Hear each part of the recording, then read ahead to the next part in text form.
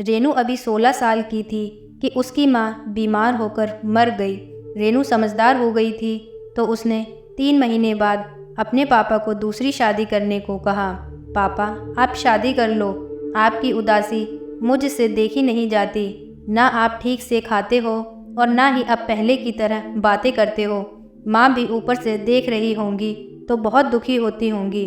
वो आपकी कितनी फिक्र करती थी। कुछ दिन में रेनू ने पापा को मना लिया और रेनू को एक औरत मिल भी गई। वो ज़्यादा पढ़ी लिखी तो नहीं थी लेकिन सुंदर थी और काफ़ी ठाठ से रहती थी। नाम था मोहिनी। रेनू अकेली थी और बड़ी भी थी तो मोहिनी ने ज़्यादा सोचा नहीं तो उसने शादी के लिए हाँ कर दी। शादी हो गई और मोहिनी घर आकर रहने लगी। 2-3 महीने में रेनू ने घर के काफ़ी काम सीख लिए थे तो वो सुबह जल्दी उठती थी। मोहिनी सुबह 10 बजे उठती थी। कुछ दिन तक ऐसा ही चलता रहा। फिर रेनू ने कहा, माँ तुम सुबह जल्दी उठा करो, ऐसे अच्छा नहीं लगता। मोहिनी ने कहा, पहले तो तू मुझे माँ मत कहा कर। मैं क्या तेरी माँ जैसी दिखती हूँ? और हाँ, अगर मेरी नींद पूरी नहीं हुई तो मेरी ये जवानी और सुंदरता सब खराब हो जाएगी। तू उठ तो जाती है तो मेरी क्या ज़रूरत है? एक तो माँ बोलती है, ऊपर से मुझे काम करने को बोलती है। माँ से भला कोई काम करवाता है? रेनू को लगा मोहिनी मजाक कर रही है।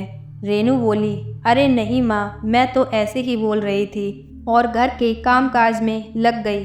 मोहिनी जाकर कमरे में फ़ोन पर फुसुर फुसुर करने लगी। एक दिन रेनू ने पापा से पूछा, क्या माँ आपका ख्याल रखती है? पापा ने कहा, हाँ हाँ, बहुत अच्छे से। क्यों, क्या हुआ? रेनू बोली, मैंने सोचा आपसे पूछ लूँ। पापा झूठ बोल रहे हैं, ये रेनू को पता था, लेकिन उसने आगे कुछ और नहीं पूछा। अब पापा ने रेनू की शादी की बात छेड़ी। मोहिनी एकदम से बोली, अरे मैंने तो एक अच्छा लड़का देख भी रखा है, और सबसे बड़ी बात कि वो हमारे साथ रह भी लेगा। इससे हमारी बेटी हमसे दूर भी नहीं जाएगी। रेनू को कुछ समझ नहीं आया और उसने कहा, जैसा आप ठीक समझो। लड़के का नाम था दीपक। दीपक भी शादी के लिए तैयार हो गया और वो रेनू के साथ आकर घर रहने लगा। मोहिनी अपने दामाद से खूब मजाक किया करती थी। रेनू पूरे दिन घर का काम करती और मोहिनी दीपक के साथ बातें करती रहती। पूरा दिन काम कर कर के रेनू बहुत थक जाती और लेटते ही सो जाती। मोहिनी अब पहले से ज़्यादा मेकअप करती और अलग अलग तरीके के कपड़े पहनने लगी थी, जैसे कि रेनू की नहीं उसकी ही शादी हुई हो। लेकिन रेनू ने सोचा कि क्या फ़र्क पड़ता है, माँ तो ये सब पहले से पसंद है। एक दिन रेनू काम निपटाकर कमरे में आकर सो गई। रात को वो बाथरूम के लिए उठी तो उसने देखा कि दीपक उसके बाजू में नहीं था। वो बाहर आई तो ऊपर से धीरे धीरे बात करने की आवाज़ सुनी। रेनू ने आवाज़ लगाई, दीपक। दीपक ऊपर से नीचे आया और पीछे से मोहिनी भी आई। रेनू चौंक गई और पूछा, दीपक ऊपर क्या कर रहे थे?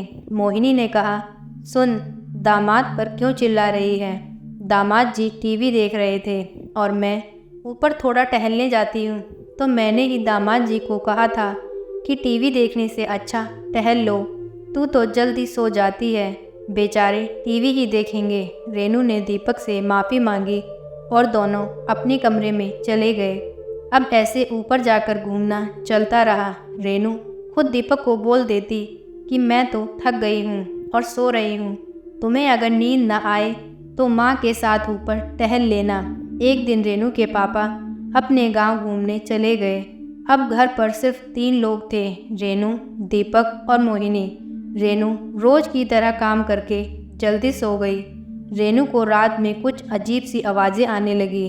उसने देखा दीपक नहीं था, लेकिन उसने सोचा कि माँ के साथ ऊपर होगा। उसने सोने की कोशिश की और फिर से अजीब सी आवाज़ें आने लगी।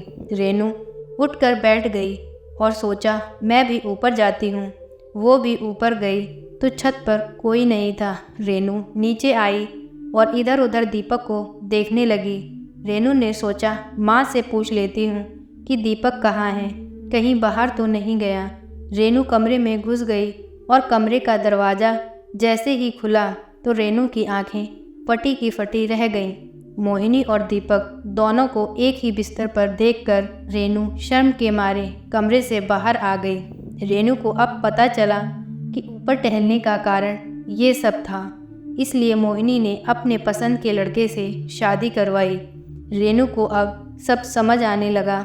मोहिनी और दीपक दोनों नीचे मुंह करके बाहर आए तो रेनू ने कहा, वाह माँ वाह, आपने सही कहा था कि तुम्हें माँ नहीं बोलना चाहिए, और हाँ, तुमने सच ही कहा, क्योंकि तुम माँ कहलाने के लायक नहीं हो।